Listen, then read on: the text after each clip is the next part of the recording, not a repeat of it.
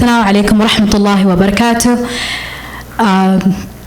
بسم الله الرحمن الرحيم. اللهم اشرح لي صدري ويسر لي أمري واحلل عقدة من لساني يفقه قولي. وين سلامي dadka nala soo qayb qaatay barnaamijkeena maanta bulshada hosted by Horumarka TV iyo Somali Autism Awareness. maanta waxaa ka hadlaynaa autismka oo dadka badanaa hadda saameysay ama qofkiisa saameyn qof wuxuu yaqaanaa ehelkooda ah iyo saameysay jirada la yiraahdo autism. marka anoo ku dheeraan insha Allah taala waxaa ku furaynaa Quran recitation. waxaan rabaa inaan u yeero walaalkay Maslax Tarango aayadaha Quraanka wax nooga akhriyo. أعوذ بالله من الشيطان الرجيم ولا تهنوا في ابتغاء القوم تكونوا تعلمون فإنهم يعلمون كما تعلمون وترجون من الله ما لا يرجون وكان الله عليما حكيما إنا أنزلنا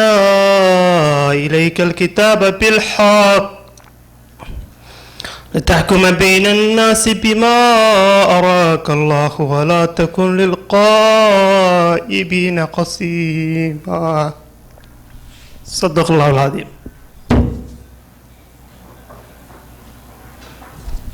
جزاكم الله خير. مصلح ألف جزاء. صدق الله العظيم وبلغ رسوله الكريم. وحرب أنا أقول بلابو quotation by Danielle Brown. Anything is possible if I can do it, so can you. That's وحلا وتقول قفك autism كقبل. Quotation by Danielle. وحلا جودا وحكسته وأودي كرتا هدا سمين كرتت. أنا قبل أودي كرا. أيجنا قفك عروتي إن encouragement لصيو لا أودي كرا. مركب هذا وحرب إن شاء الله تعالى panel كنا إن سكسو دويو. advocate ماما نوعه أو أيضا ربطيني كهذا شو autism يو experience كذا يو نلش هذا سيد أسامة سي يعنو كذا مركو حي personal story إذن كورالي تلفوننا نجح حلوين بريا وحلي عذر حسان كسو دوا مقعي وحال دها عذر محمد حسن أن هوي وحا هاي أو ترنت دقن أو أفر عنوك أو هاي 6 أفر الموت laba ka mid ah ilmahaas uu saameeyay cudurka la dhahayo autism. marka hadda idinkaga sheekeeyo aan storydeeda soo ku bilaabatay. storydeeda waxay bilaabatay wiilkayga Cali marka uu dhashay 1996 dabayaaqadeedii December. wuxuu ku dhashay cunuga normal sidii ilmaha labada cunug oo kale ka horeysay ee ahaayeen cunug caadi ah oo developing very well macna si fiican u kariimadiisa macna sida ilmihii lagu yaqaan ahaa u karaayo ahaa markuu soo gaaray 1 sano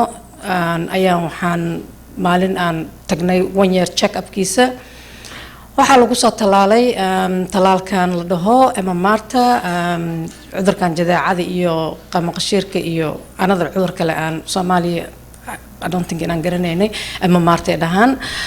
lagu soo talaalay cunuga xoogaa uu qaqandhaday kadibna waxa waaye hadalladii iyo wixii iyo active-ka uu ahaa iyo eye contact-gii wixii uu suubini jiray iyo dadkii uu la dhadheeri jiray iyo wixii oo dhan waxa waaye hal mar ay iska tageen. ani marka wax weynba maba ka dhiganinba markaasna cunugaas waxaas ay ku dhacayaan already-na cunugii afraad urkiisan lahaa oo dhalayn rabo. marka cunugaas arrintaas ay ku dhaceysay waxay ahayd bilaawgii sanadkii 1998 bilawgiisa ahayd. dan waxaa dhashay walaalkiis oo Abshir la dhaho wuxuu dhashay January 16 oo sanadkii 1998. 2 week kadib dhakhtarkii marka oo obstetrician-keena ahaa wuxuu ugu dhahay istaalka yaan lagu gudin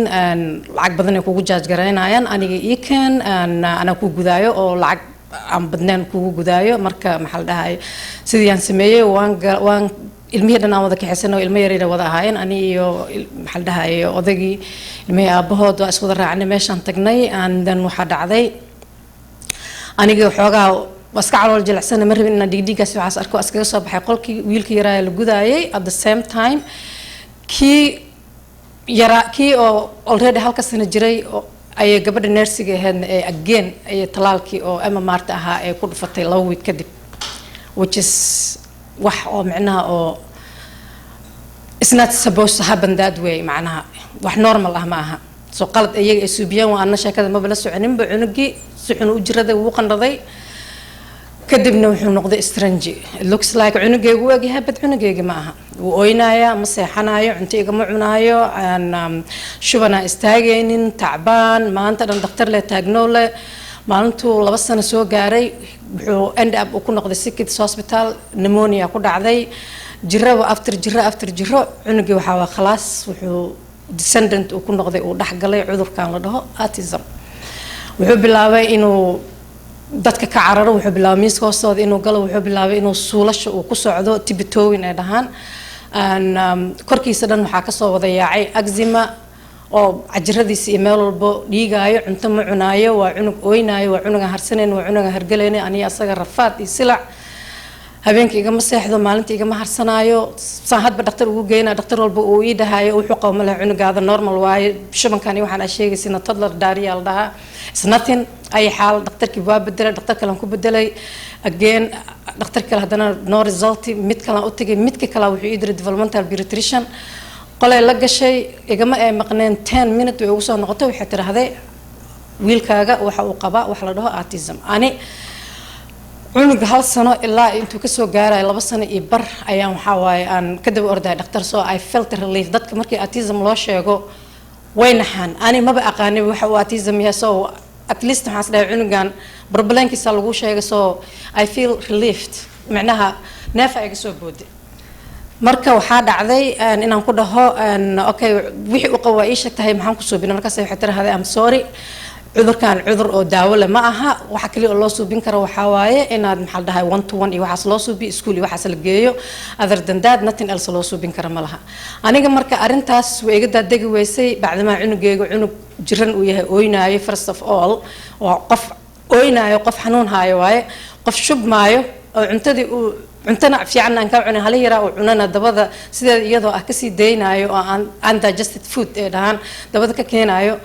you can see cunug inuu jireen korkiisa dhan eczema ee gogoyso soo waxaan bilaabay research inaan galo aan raadiyo wixii aan ku daaweyn lahaa cunugan intuu iga daadegi weysay in education kaliya cunugan uu wax taraayo la qof jiran wax macnaha waxbarasho ee ka tarayso absolutely whatsoever iska yar qof aan fadhiisan karin oo xanuun haayo waxa waxay magaciisiyeen karta ma jirto soo waxaan suubiyay research aan galay inaan wax barbaaro marka waxaan joognaa sanadkii 2000 waqtigaasna autism wuu jiray laakiin waxa waaye kaana like wuxuu ahaa reer camal saas macnaha dadka uma eegar garanaynin wax baayimada kala qof garanaa ma jirin wax dial qof garanaa ma jirin especially Canada si fiican macnaha wax kugu sheegay ma laha soo waxaan ordo hadba meel ka dhaco waxaan soo ogaaday in oo maxal dhaha meel oo homeopathic iyo waxaas tan geeyo waxaan soo ogaaday in oo diet iyo waxaas dii laga bedelo maybe inuu shubanka iyo waxaas uu ka istaago maybe inuu saxido cunuga cunto cuneen maxaan diet ka bedela wax ma iga cunaay ay xaal wixii aan rafaadno oo silacno oo hadba dhakhtar u tagna hadba meel aan ka dhacna hadba research aan suubino hadba wax aan suubino ay xaal waxaan iswaan educate gareeyo oo waxaan lab aan bartay other parent kaleeto oo gabar kale oo Soomaali ah oo idman la dhaho aan isbaranay mar maxal dhahay oo programo oo ilmaheena wiilkayga aan geysanay iyo iyadana wiil saas noocaas oo kala qabtay ee geysanay meesha isku baranay soo waxaan bilaabnay searchigeena wuxuu ka dhacay la United States inaan dhaqaatiir u tagno inaan conference aan tagno waa is educate gareynay over the years intaas oo sano aan ordaynay waxaan ogaanay ilmo jiran oo xanuunsan inay yihiin cunugayga kaliya inuusan wax ku kooban oo asal u ah inuusan ahayn in ilmaha dhan ee jira ilmaha dhan isla wada qabaan ay yihiin markii levelka la wada saaray inaysan ahayn macnaha developmental disability kaliya alone aysan ahayn oo ilmahan ay jira ee ku jirto marka waxaan kala soo ogaaday in haddii cunuga aad faraha ka qaadid oo aadan waxba aadan ka qabanin inta uu yar yahay maalinta uu weynaaday inuu violent uu noqonayo uu dadka dilaayo asaga isdilaayo oo self injury behavior uu sameeynayo waxaas oo dhan aan soo ogaaday marka ilmaheena waa ilmo xanuunsan waa ilmo jiran waa ilmo damage xoog leh uu gaaray MMRta iyo all this vaccine iyo maxaa la dhahay toxigeeda iyo waxaan oo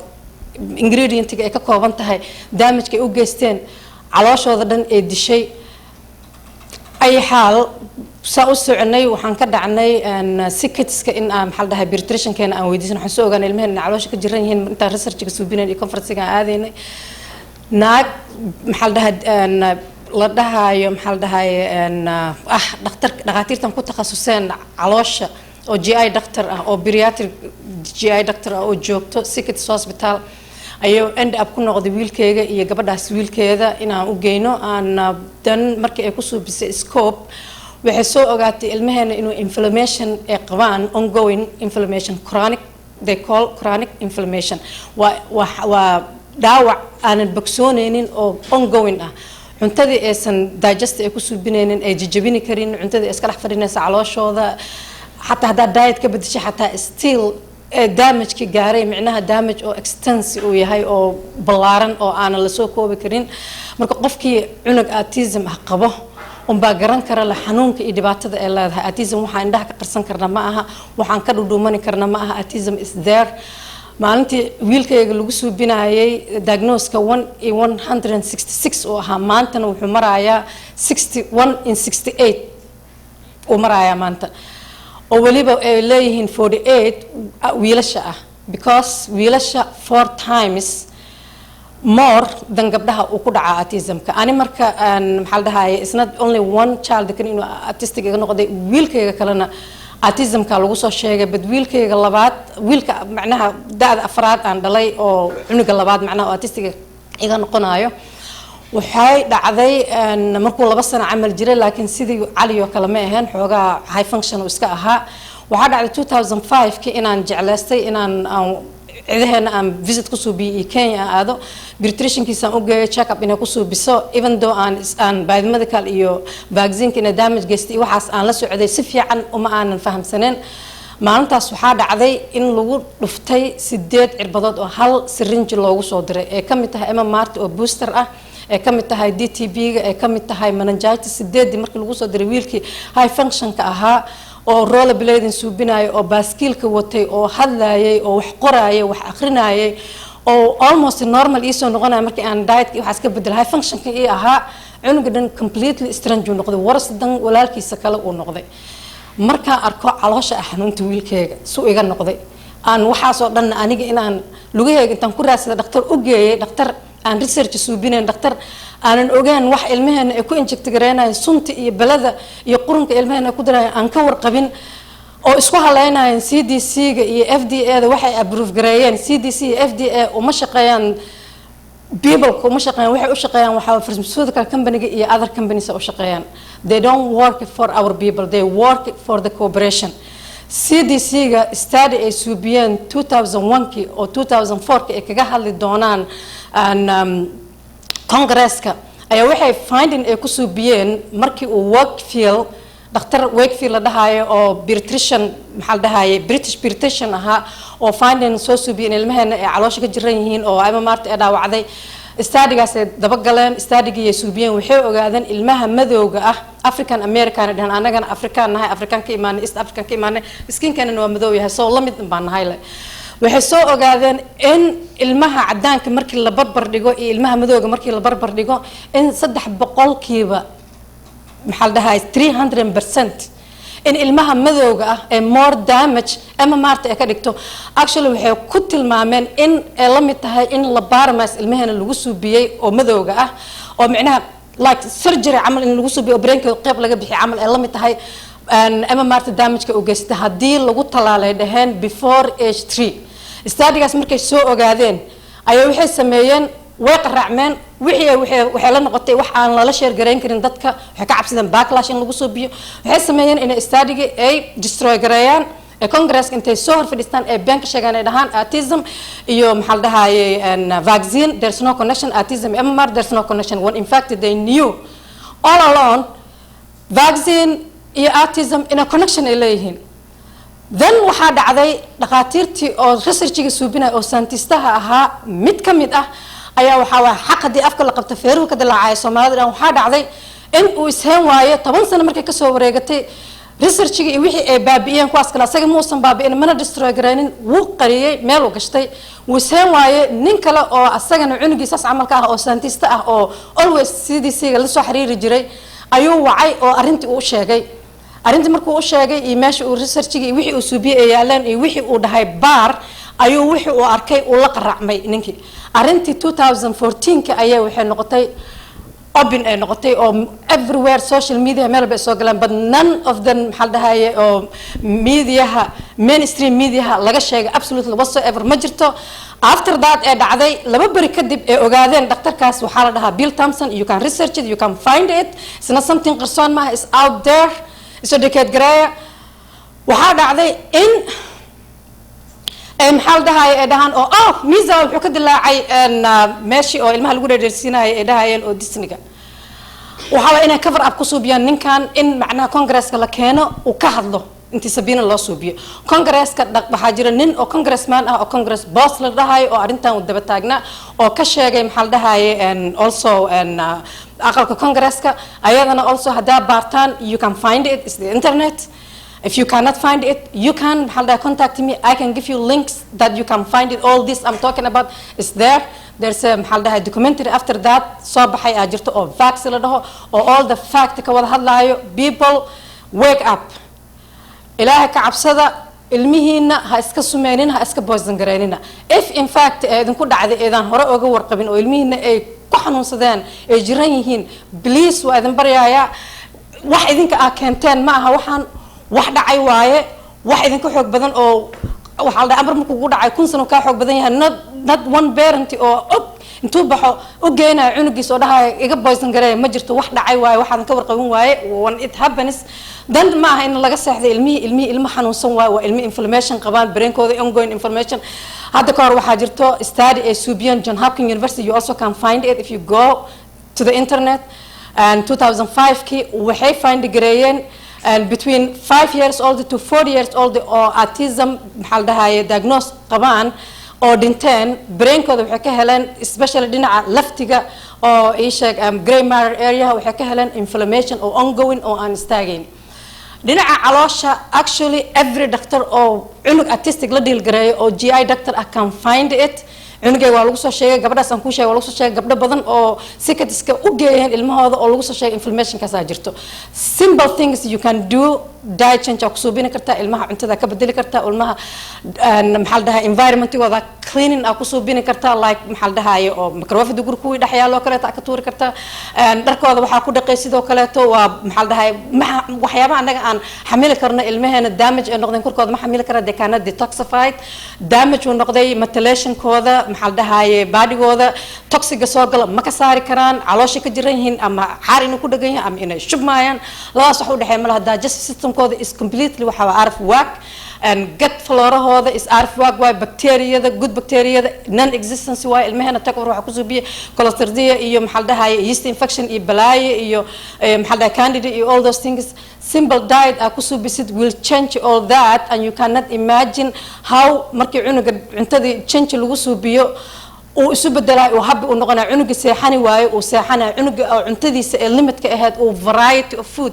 open ay u noqonayso cunugii ooynaayo oo aamisa oo habiyo oo faraxsan yahay cunugii aan deeli karin uu deelaayo cunugii oo maxal dhahaye madax iska garaaca oo isdilaayo uu noqonayo maxal dhahaye cunug oo habi ah oo hagin ku siina oo kisin ku siinaayo oo ku jecel darse hope jirto darse maxal dhahaye help maxal dhahaye ka seexanan ilmihiina maxal dhahaye is educate gareeya maxal dhahaye isha adduunka sidii hore ma aha hadda maalintii cunugeega diagnose lagu subin hadda completely different waa dadkii they waking up United States hadda waxa ka jira lot of maxal dhahaye isha movement ka socoto oo ilmaha loo dagaalamayo iyo maxal dhahaye poison kan waxa lagu suubiyo and also biomedical treatment ku suubin ka dhaqaatiiro waxa jirta oo ilmaheena dedicated ku noqdeen inay caawiyaan ee daaweeyaan oo maxal dhahaye ay testing ay ku suubiyaan oo waxay allergy ku yihiin iyo maxal dhahaye sunta korkooda ku jirta laga saaray a lot of things are just it's not hopeless but hadaa ka seexatay cunuga aadan help gareenin oo cunugaada marka uu weynaado oo teenage uu soo gaaro not only inuu asaga isdilaayo adigana uu ku dilo qof walba u soo dhawaado u garaacma bari waxa dhacaysa inaad dhahdid ma heeni kari wala dhacday iska dhiibtid oo aad geysid meelahan group homeka iyo waxaas aad gaalada u gacan gelisid. But know this, dad islaana leeyahay ilaahay ha laga cabsado aan faith yeesha oo ilaahay aamina. haddaa cunugaas adiga ay haysani weyse intaa kaxeysay aa u geysay gaalo oo aan u naxaynin maalinta inta sameeyeen habeenkina abuse garaynayaan u geysan aakhiro ogaada maalinta aad dhimataan oo ilaahay oo hortaagantiin maalinta qiyaamaha in la su'aalayo ogaada. You cannot ignore ilmihiin inay jiran yihiin. You cannot go on the closet. Come on people, wake up and educate yourself. No one and no doctor or into gurigaada kugu imaado wax kuu sheegay malaha. You have to wake up and educate yourself and open your mind and open your heart and open I don't know waxa idinku dhaho. Wallahi billahi it makes me so sad to see ilmeen xanuunsan oo McDonald intii la geeyo la poison gareena. McDonald markaas is poisonous. It's soon hada adi handle gareyn kartid ilmeen they cannot handle. Ice cream hada si coke as they cannot handle. It's soon au qosto adoo si say cyanide ee la mid tahay. So people educate yourself and ilmihiina si cunto nadiif ah oo fiican oo healthy ah si vegetables si organic meat si caanahan iyo waxaan aad ku daldalaysaan is poison ilmaheena ku tahay they cannot handle it. I cannot say enough ilmaheena rafaadka iyo dhibaatada ay qabaan iyo parenting markay ilmaha waaweynaan dhibka ay ku qabaan. I'm scared to death ilmahaas oo maanta markay ay waaweynaadeen intii la kaxeeyo gaalo loo gacan geli and what's gonna happen. We all know what's gonna happen. It's not something you cannot hide from it. So please face the truth, face the fact. Kuwi already ku dhacday, please help your kids. Kuwa aysan wali aysan ku dhicin, please educate yourself and please blindly dhaqtar inta u geyso cunugaada. Don't think dhaqtarkaas he cares about you. Care enough about your child and educate yourself. And if you saying like maxal dhaha oh ilma kale tan qabay waa iyaga waa la talaal kuwan ma noqon well no cudurka isku sii dadka bini'aadamka inuusan ugu dhiceenin. Hergab simple hergab ah qof markuu ku dhaco laba qof oo meel wada joogto qofna waxa laga yaabaa sakraad inuu ka dhigo dhulka dhigo qofna waxa laga yaabaa inuu maxal dhaha safmar amal ugu maro. Vaccine kan the same thing waa laba cunuga ka waaweyn ilmahayga aad jireen all of them waa vaccinate gare labada waaweyn alxamdulillah ilaaha dhinac ka marjay aan waxay ku noqdeen ma laha. Labadii kaleeto I can see before my eyes change-ga dhacay. cunug hadlaya yesterday oo happy ku ah oo faraxsanaa and today he's not there. He looks like cunugaygu uu egyahay magacii wata. He's not looking at you. He's beating himself up. He's biting himself up. He's harming himself up. He's not talking. It's heartbreaking. People, wake up. Autism is there. If you are not gonna do anything about it, it's not gonna go away. So you have to educate yourself. Education is the best way that you can do. And it's not something any anskadahay maaha. So you have to go to the website and find out CDC Center Disease Control website code actually ay ku jirta is right there. You could educate yourself. Gabdhaha yar yar oo hadda guursanaayo oo ilmaha dhalay aan wali ku dhicin go there find out. Still ku dhacda oo still sii dhalayaan also go there and find out. You also have to know school ka ina horta lagu qasbi karan you have your choice. School kana there is wax la dhaho vaccine exemption oo la dhaho ajirto oo religion exemption asubini kartid website-yada ku jirta you can find it and you can maxal dhahay fill it up. You can take to a lawyer and they can stamp it and take to the school. So qof school ka soo eri karo cunugaad mar hadaa dhilahayd oo hadaa ilmaha la talaalin cunug school ma geeni karo. So just educate yourself and you have choice. معناها you are not choiceless متهيد choice على if you choose عندك هذا poison grace واحد سأقدر it's your choice. If you want to educate yourself and you don't want to poison عندك هذا also that's your choice. So no one معناها oh have the power over you. You have the power over yourself. No one else. السلام عليكم ورحمة الله وبركاته.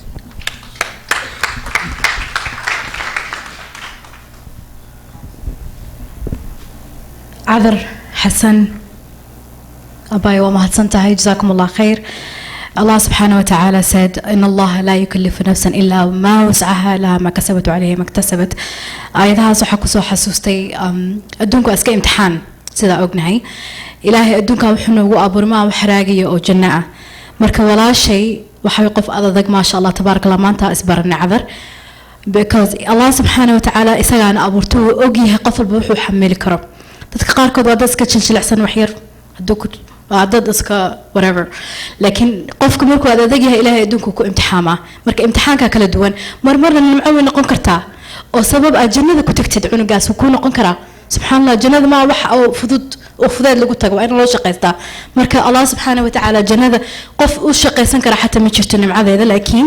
الله وكاقدي كرا سبب أنا جنة كنت أنا أجري حسنات إلهي كاسيو ما أنا كسوحة أني ستا وحنون إلهي أجر إنه امتحان temporary يعني vaccine وحكى هذا الشيء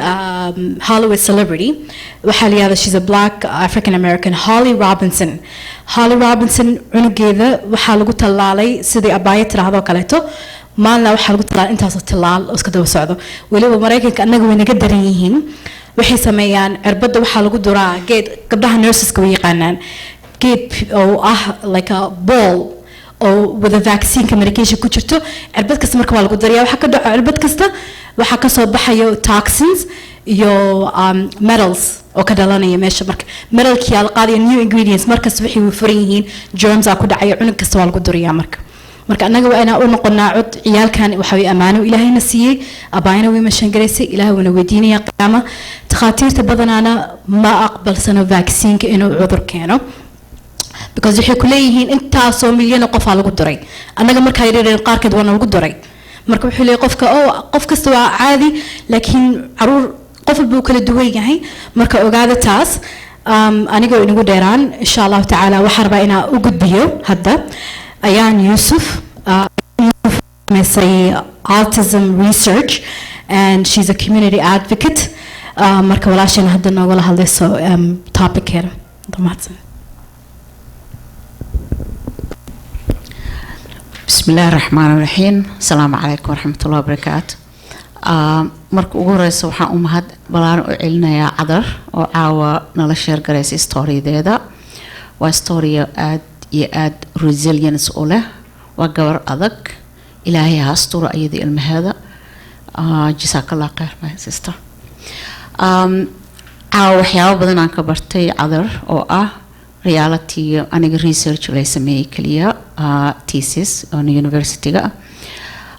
the more aan digareyna the more aan interest igu noqotay inaan sii ogaado professor Keegan oo yiri ayaan I want to know what's going on so go for it wuxuu ahaa arin ilmaheenan waa gift ilaahayna siiyay ma sha Allah qofki ilaahay siiyana waa qof maaragtay alxamdulillah shukr mahad anigu ma qabo ilmo autism ma sha Allah laakiin maanta waxaan ogahay cadar inay 100% iga karti badan tahay igana maxaan ku sheegaa hooyo aan noqotana ee iga maaragtay iga khibrad fiican tahay expert aan tahay haday noqoto autism research aan ku sameeyay mainly waxaan focus gareynayay wadanka Mareykanka gaar ahaan magaalada Minneapolis oo aad ay ugu badnaayeen every 32 children who born as a Somali one of them has autism so waalidiin badan waxaa jira isu tagay oo research badan sameeyay oo macnaha waxyaabo badan soo saaray qaarkoodna caruurtooda waa qaateen Soomaaliya la aadeen oo waxa kaliya oo fascinating ugu noqdo waxa waaye ilmaha caanaha geela ee cabaan la yiri ay xogaa maaragtay caafimaad yar ku helaan dad badan oo u noqday Soomaaliyan oo ilmahooda meesha geystay oo maaragtay researchigaas ku soo guuleystay jira dad xataa waxa jiro soo noqday xataa oo business ka sameeyay arintaas waxaan kaloo opportunity u helay inaan la hadlo doctor Soomaali oo 25 sano ka shaqeynaya wadanka Sacuudiga isla markaana ahaa doctor oo Soomaali su-aashaan weydiiyaa waxay ahayd Soomaaliya ma qabnay ilmo autism wuxuu yiri Soomaaliya horta ma ahayn wadan advance oo waxyaabaha loogu talagalay oo technology-ga haysta mana ahayn wadan oo la fahmi karo caruurta autism qabo laakiin waa lahayn uu yiri mana badneen badanaana caruurta wuxuu yiri iskoolaadka markay tagaan ama meelaha oo maaragtay la sugu yimaado caruurta ee xanaagaan madaxyada darbiga ku garaacan jireen marka wuxuu yiri waa jireen caruurtaas laakiin Soomaalida si magacyo kale ayaan ugu wici jirnay oo ahayd cunugan duulalow qabaa cunugan dabeelaa martay waxyaabahaas aan ii jirno yiri marka waxaa ogaaday waxaan kaloo dhahay waxa majina wuxuu ugu yiri haa boqolkiiba adiga ma la hubo laakiin waxay u badan tahay in qaarkood ay ahaayeen injin u ka yimid cirbadahana waa koos gareeyaan oo weli tablekay saaran yihiin ayagana marka waxaan u maleynayaa dhibaatada inay iska badan tahay oo maxaan ku sheegaa dhinac kasta naga soo gashay siday cadar u tirina cadar waa qof maaragtay not only inay taqaano but inay xataa anaga ahaan xataa education na siin karto si aan u ogaano maxaa nagu waajib marka dadka aan cudurkaas ilmahooda ku dhicin waxaa waajib nagu inaan gabadha walaasheen cadar aan ag istaagno waxaa waajib nagu inaan caawino waxaa waajib nagu in dadka dhalinyarada yar oo soo karaysa si cadar u sheegtay aan educate gareeno oon u istaagno fahanti ayadana maaragtay ee noqoto qof maaragtay hogaamisa oo leader noo noqota maadaama caawa ay courage ay heshay ee storyada la timaada meeshaan ina la share garayso waa mahadsantiin salaamu calaykum waraxmatullahi wabarakaatu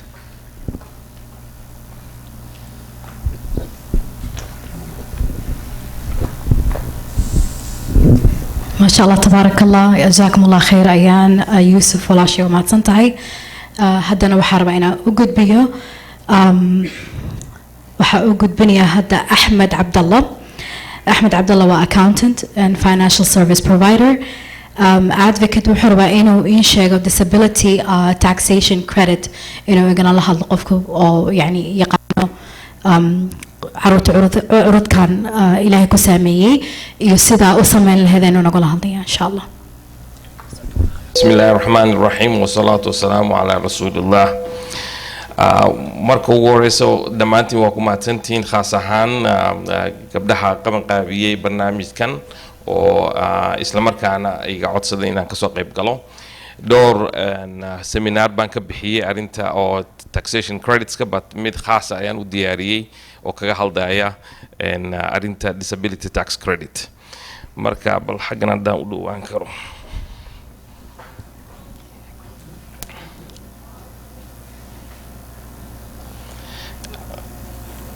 caawa waxaan jeclahay inaan ka haldo wax yar agendada waxa weeye disability tax credits iyo registered disability savings plan iyo sida loo codsan karo marka waqtiga anagoo tixgelinayna maadaama waqtigu nagu yar yahay disability tax credit waxa weeye dowladdan iyadoo aqoonsanaysa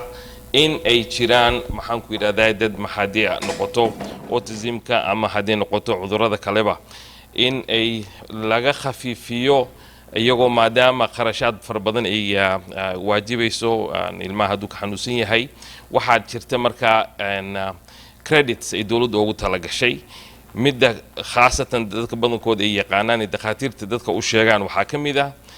disability child benefit waa lacag haddii dhakhtarku uu u garto ilmaha inuu disability leeyahay ha ahaato autismka ama cudurrada kaleba xitaa severe diabetic hadday tahay waxaa jirta in hooyada loo kordhiyo lacagta caruurta khaasatan average waa ilaa 225 meelahaas bishii marka dad fara badan oo san ogeyn baa jira oo ilmihii oo markaa weynaaday oo dhowr iyo toban xitaa gaaray mise 8 jir meelahaas oo kale la ogaaday inuu xanuunku yahay autism ama xanuunadan kale marka inay jirto possibility gadaal inta loo noqdo laga bilaabo markii xanuunkan uu bilaabmay in lacagtaasi hal mar dawladda ay u soo shubto marka saddex qaybood weeyaan disability tax credit ka saddex faa'iido uu leeyahay faa'iidada ugu horeysa waxa weeyaan hooyada loo kordhinayo lacagta caruurta qaybta labaad waxa weeyaan waalidka mid ahaan hadduu shaqaynayo cashuur laga rabo cashuurta in laga khafiifinayo qaybta saddexaad waxa weeyaan taasna waalidka kaliya kuma eeka haddii xitaa ilmo waaweyn oo ka weyn ilmahaasi uu jiro oo ama qof kaloo qaraabo ah abti ha ahaado habaryeer ha ahaato in maxaan ku yiraahdaa oo shaqaynayso ilmahaas caawinaysa iyagoo laftooda waa laga caawin karaa tax waxaa la siin karaa tax credits oo marka cashuuraha ay sanadka bixinayaan laga yareeyo marka faa'iidada labaad waa taas marka badiyan labadan dadka badankood way og yihiin oo in muddo ay socotay laakiin waxaa jirta credit kale oo soo baxay sanadka markuu ahaa 2008 khaasatan xanuunkan autismka wuxuu ku dhacay ilmo uu dhalay mid wasiirka maaliyadda ka mid ahaa waddankan wuxuuna gartay markaa maadaama waalidkii oo ilmahan caawinaya ee laga yaaba inay ka horeyn doonaan wuxuu rabay inuu u dhaafo ilmahaasi uu ogaado in at least wax savings ama wax adiga pension oo kale in ilmahaas loo dhaafo marka 2008 baa waxaa la bilaabay barnaamij ilmaha ama qofka xanuunsan oo da'diisuna ay ka yar tahay 49 years of age in lacag gaar ah ay dawladdu meel u dhigayso waxaa ka mid a lacagta freega ah ilaa 20,000 weeyaan sanadkiiba waa 1,000 iyo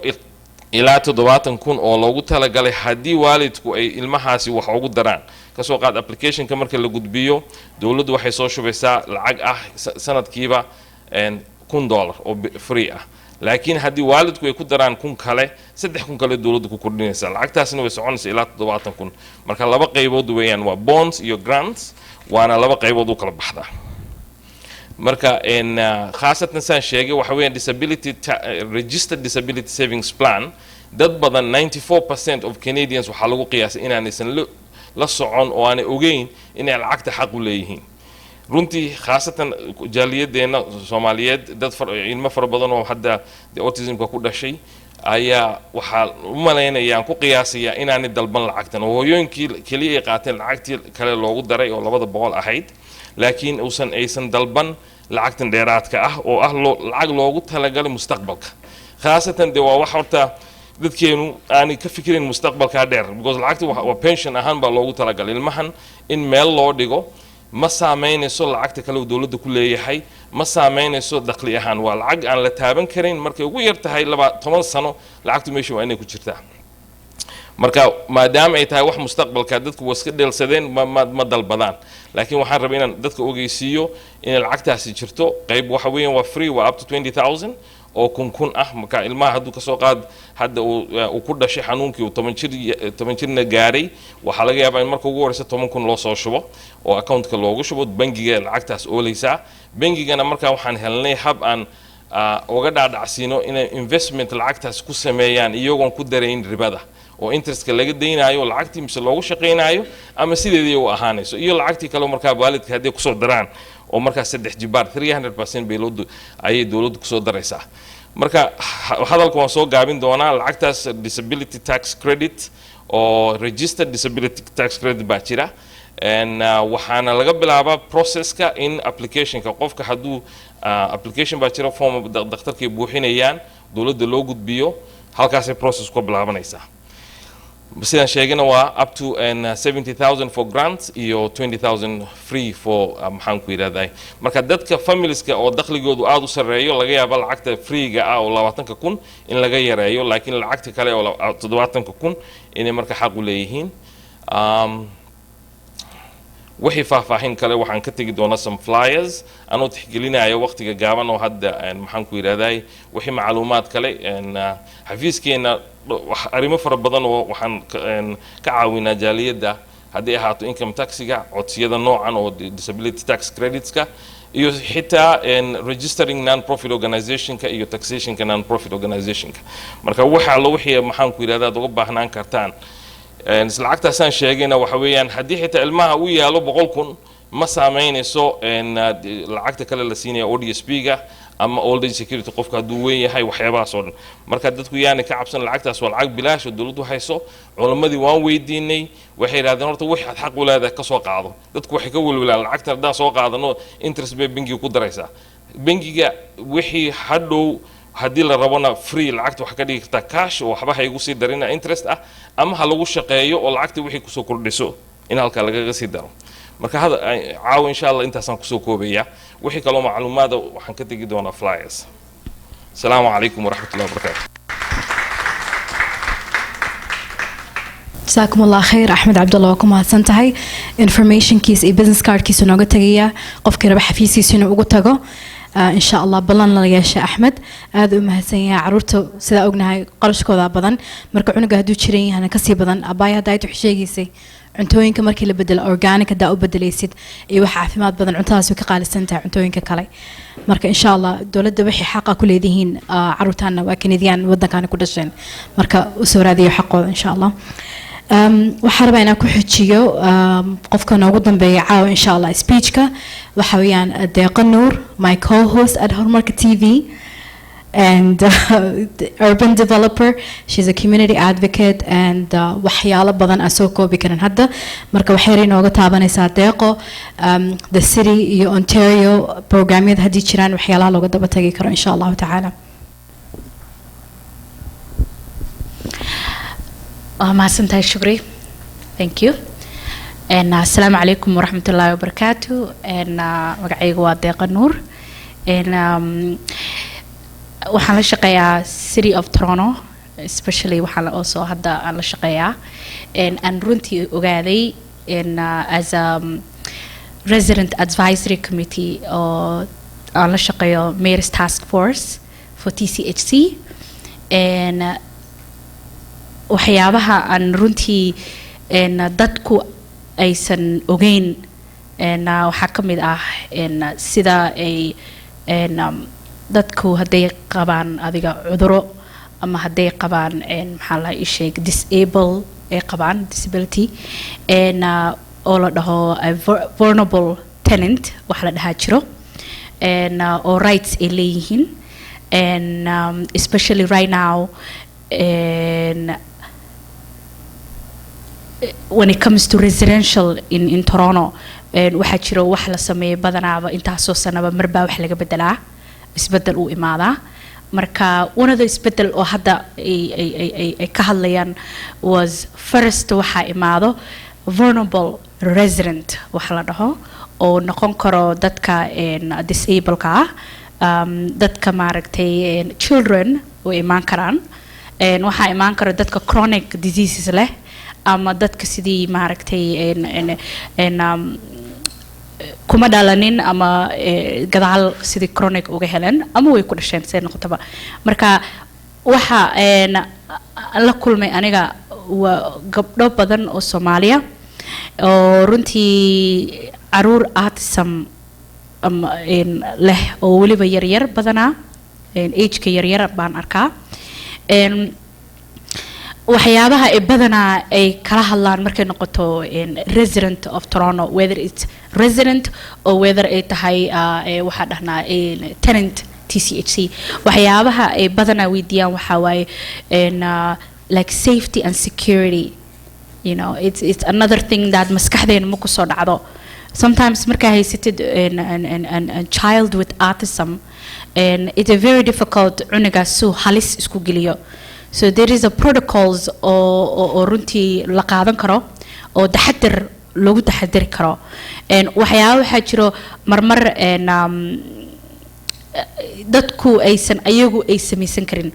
laakiin qofka hadduu resident degan yahay oo kale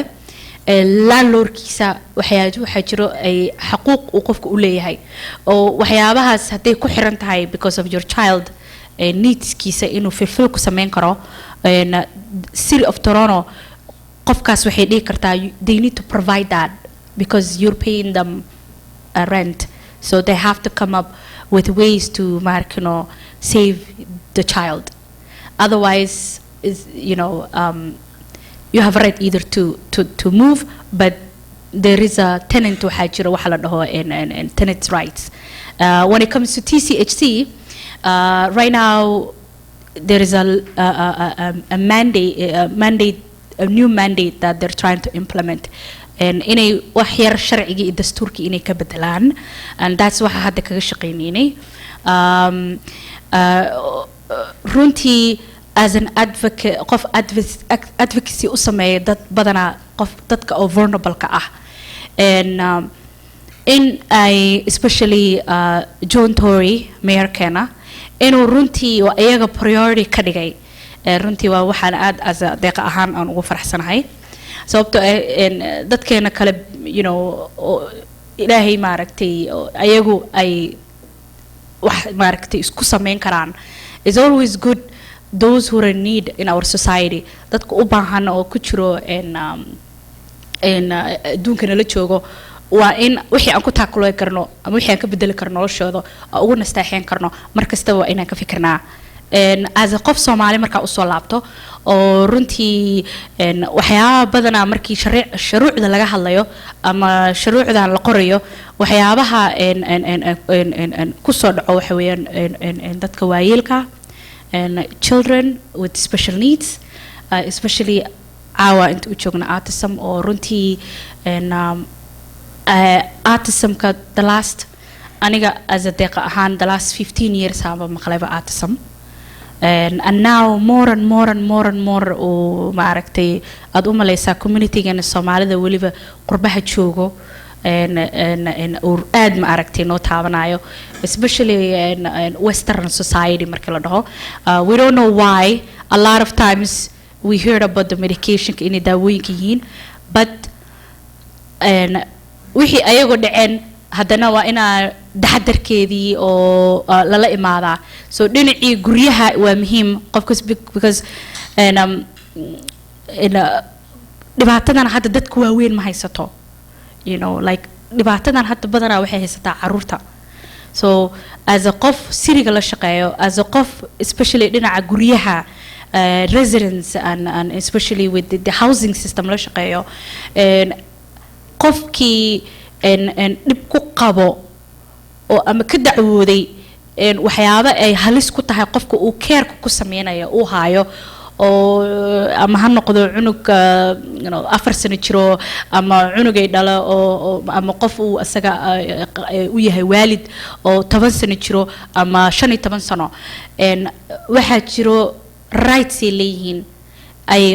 wax ka bedelaan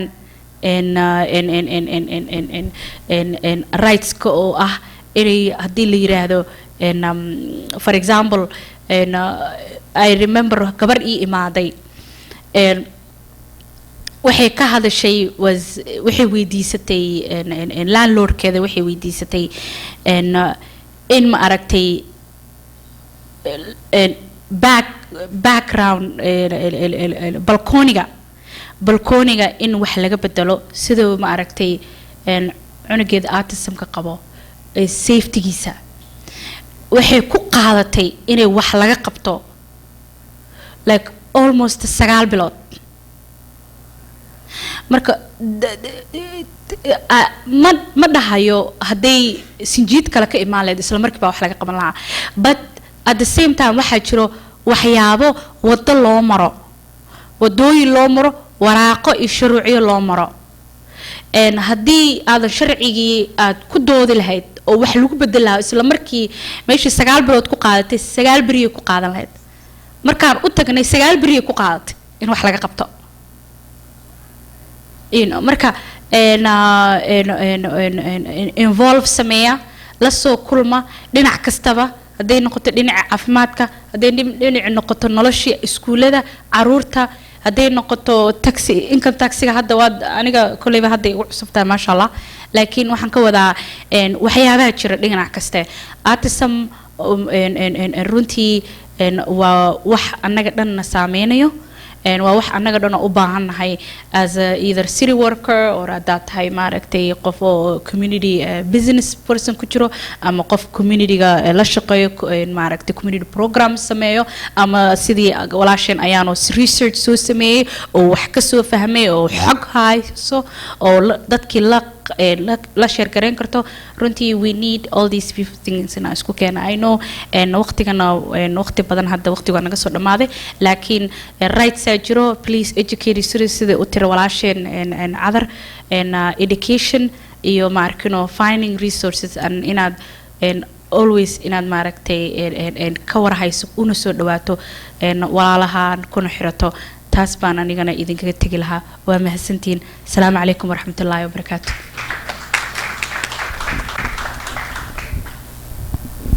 mahadsantahay deeqo maanta annaga meeshaan ma iskugu imaan inaa wax ka hadalno ama advocacy waa ognahay cudurkan inuu waalidiin badan saameeyey gaar ahaan khaasatan wiilasha u badan ما بدنا just community جينا أنا كلية دتك كلا تبغوا سامية لكن أنا هويين كيلا أمسن يسكريها إسكحرن يسأرن أنا كلمة وحن قبل هذا ولا شيء عذروا كلا this is empowering ما شاء الله information كي معلومات إلها إيه السيء أنا لو ذاكته مركب ورقد واحد شرته أو that's going around sign it if you're on the social media is a lot easier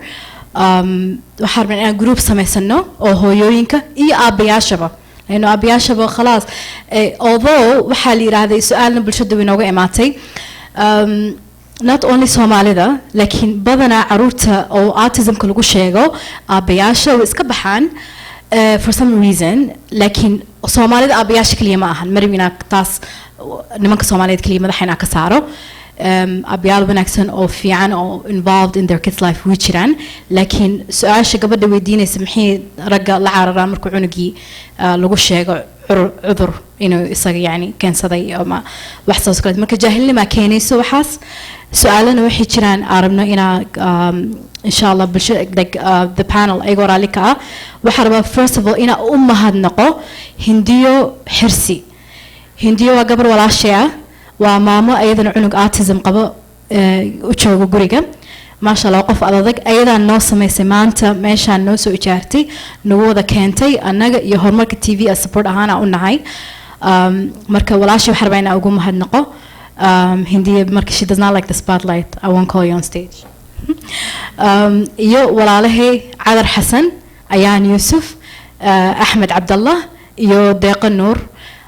قفكي سؤال قبل إن شاء الله don't be shy you can come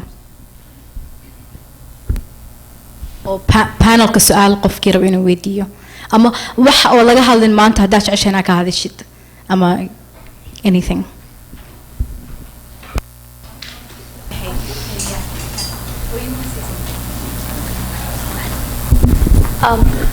I just wanted to ask you because you know more about autism, and I just wanted to say what is the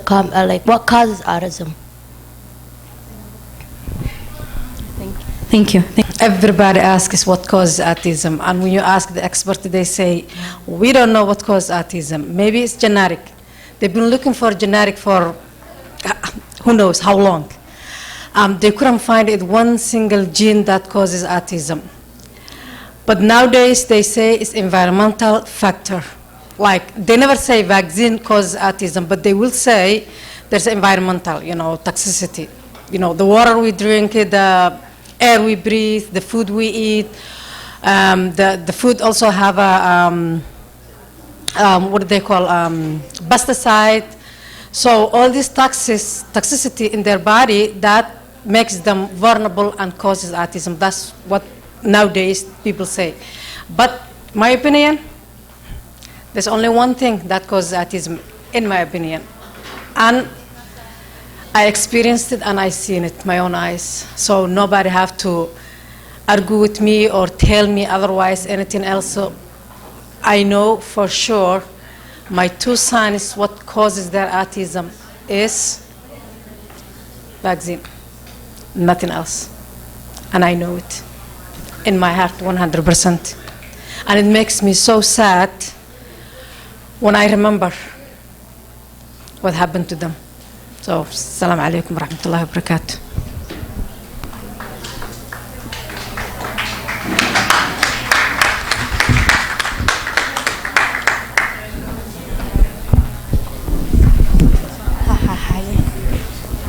marka anaga waqtiga ixtiraamayna waa soo xireena insha Allah taala qof miyaa jiro su'aal ugu dambeeya pressing question mise waa xirna marka idinkoo mahadsan jazaakum Allah khayr insha Allah taala waa gabagabo laakiin sida ilaahday waxaan advocacy kaliya ma ahan oo maanta kaliya looga hadlayo magacyadina ku qoro information kiina waa la soo socodsiinayna insha Allah taala jazaakum Allah khayr idinkoo mahadsan barnaamijkeena maanta ka soo qayb gasheen daawadayaal mahadsantiin waxa Soomaali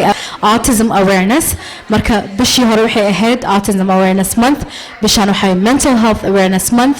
marka barnaamijkeena waxa soo qabqaabiyay waxa soo gabagabeeyay horumarka TV producer keena oo Abdikarim AK iyo our cameraman Guleed marka idinkoo mahadsan iyo abayo hindiya xirsi oo nooga imaatay Hamilton